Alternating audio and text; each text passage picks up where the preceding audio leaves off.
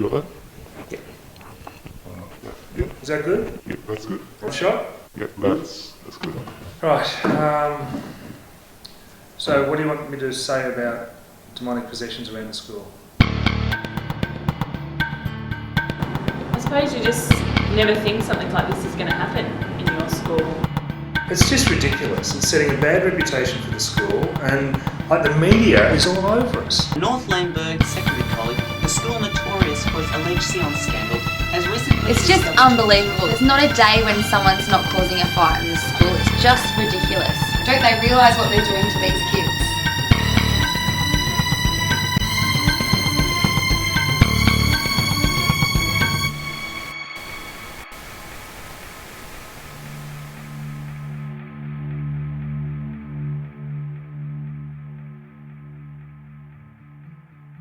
I'm surprised something like this actually didn't happen in, like, I don't know, New York, Paris, anywhere but here.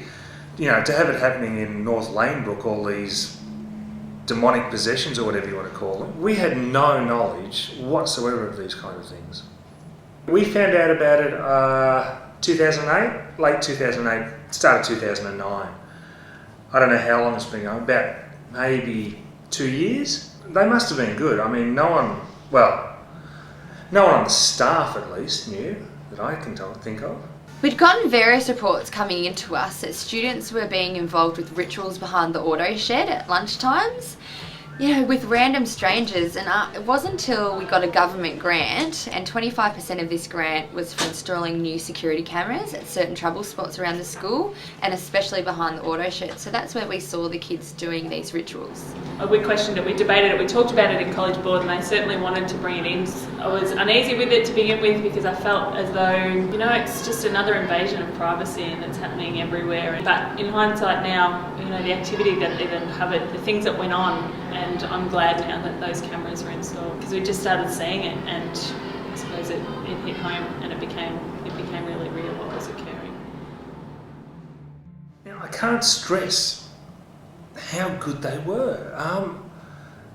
It was like, you know, better than the biggest cover-up ever. As a result of our reputation that we had as a school, we didn't want to break the news out. But somehow the news just started to spread like wildfire. This was supposed to be a private matter, and now the whole world knows about our students' activities. To our top story now, North Laneburg Secondary College, the school notorious for its alleged seance scandal, has recently discovered 2 more students participating in these seances behind their automotive shed.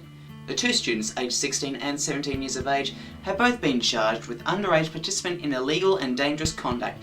And whilst the school has offered no statement at this time, EBC3 Local News can confirm that the 2 students will be charged later this month. Things like really started to fall apart. Parents were pulling their kids out of school, you know, we were begging them, everything's going to be all right, we'd keep on saying, but it was never all right, and the whole administration was crumbling. Like the board, they had no solutions, we had no solutions. People were starting rumours about us as if we were dragging other kids into these rituals and trying to communicate with the dead with them. And it was really bad image for our school and also for the year level.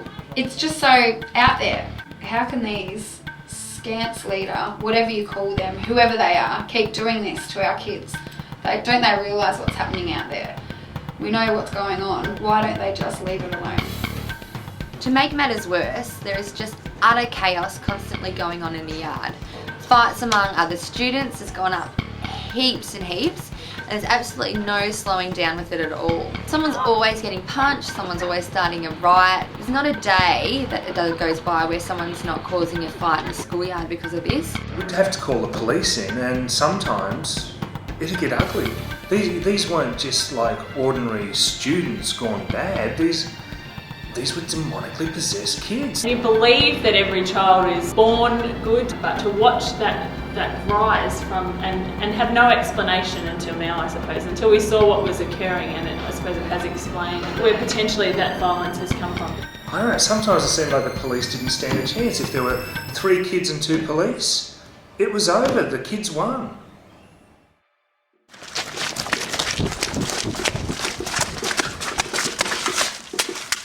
Keep the camera away from me. Alright, we've got a seance happening back here, keep behind the shed. You'll be able to catch the leaders before. Alright, what's going to happen? You detain the student, cameraman, you stay back here. Do not follow us through. Okay. And whatever you do, don't get possessed. We don't want that. Samuel Clint, well, he seemed like the right man for the job, and you know, to start with, it was great. He roped them in, he could find them, he knew where they were having their things, their seance things. Samuel has been a godsend for us. He's just seemed to handle situations so well. He just has kind of this, he knows how to deal with really dangerous situations. And obviously we put a lot of trust in him, as do the police. Now.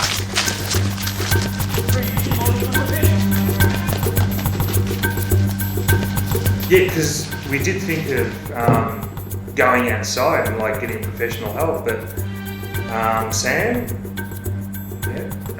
for a Year 12 student, definitely knew it. Finally got this motherfucker. Took a while. Could have been worse. Could have been a student. We're all good. He's a hero amongst his peers, he's a hero amongst the staff here, and well, basically he's captured the problem, he's contained it for us, and he's been incredible.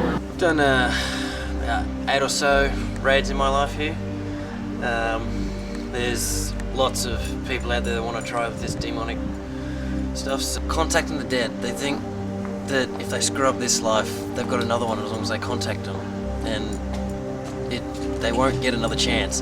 They fuck up this life, they'll fuck up the next. There's no second chances, whether you contact the dead, make deals with the devil, it just doesn't work that way. I don't know if it was his connection, like the fact that he was a student made it so he knew where the probable hiding spaces would be, or maybe it was just his talent, his special talent, but yeah, good brain, smart guy.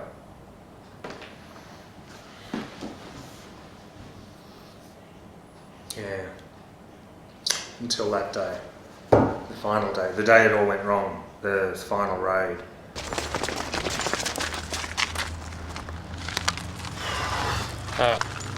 No cops today, but doesn't matter. Chicken shits. I got this. It's all good. It's all good. He obviously felt that he could handle it by himself, didn't want any police around.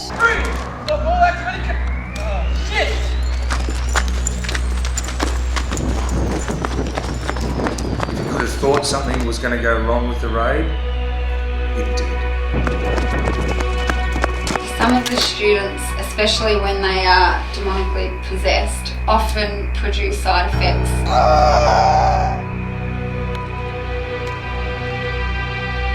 And once they are possessed, they would possibly even turn into like an animal kind of person and eat.